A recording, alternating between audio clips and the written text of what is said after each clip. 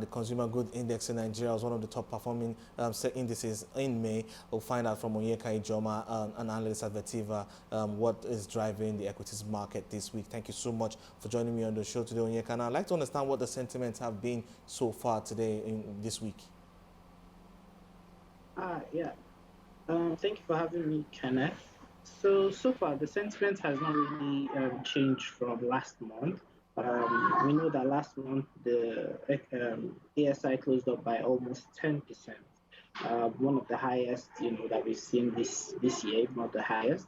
And it's basically being driven by rebounding activity across the global economy as countries open up.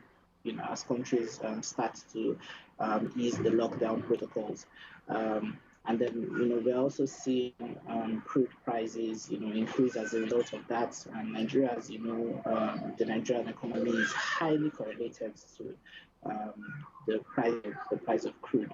And so we're seeing that sort of filter into sentiment in the market. And that has been affecting the market's performance. The ASI was up almost 10%. In May, and then the banking, industrials, and consumer goods sectors, performed wonderfully in the month. So far, it has continued this month. Today there was a bit of a mixed trading pattern. There was some profit taking on some stocks that had gone up significantly before, such as DANGOTE cement. But there was also continued interest in some of the other stocks like MTN today. Yeah, because I was looking at them, seeing Dangote Cement and Guinness and PZ coming in the losers' place today, and I was trying to understand what's playing out there. So, like you rightly said, profit taking. But looking at the earnings we've seen so far in the first quarter, though, how would you gauge this, especially in the consumer goods space? It's interesting. And then I would use the Nigerian brewery. I'll use Nigerian breweries as an example. For the brewery space, for the consumer goods space in general, because it was basically the highest gainer in the consumer goods sector last month. It gained almost around 35%, so which was very significant. And then we saw sort of a mixed result. We saw improvements. We saw improvements across a number of lines, and we saw that, the Q1, the lockdown basically started at the end of the quarter. So basically, we saw the sentiment coming into the year, and it was actually positive for, Nigerian breweries. And then we saw that the economy had actually been rebounding. This is a stock that had lost a lot of share price, had lost a lot of momentum because of the competition with the other major companies. And then we are seeing this improvement in Q1. Just showed that there was something good happening in the first quarter. However, the expectation is that when the lockdown started, with all the bars and everything, with all the bars, the clubs, the places where people typically gather to consume alcohol, closed, there will be some effect in their books, for the second quarter. But since the lockdown protocols have sort of been eased, there's an expectation that there will be a bit of a rebound in the third and final quarter.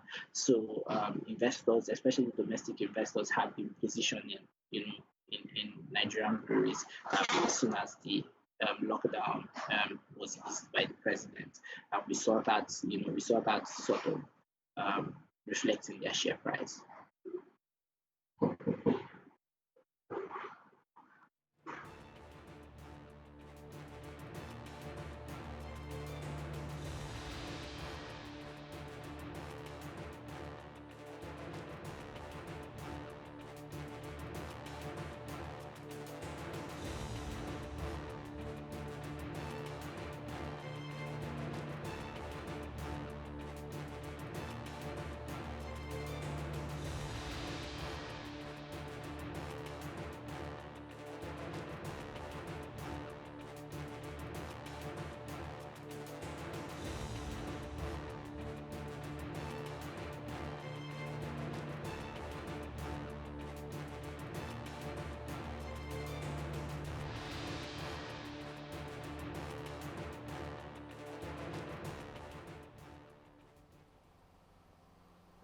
All right, Onyeka, if you can hear me, like I was saying, I was trying to get your take on what to expect as we are like Nigeria's looking to ease the restrictions on the lockdowns, and I'd like to know what you think, how you think this will play out for the consumer names.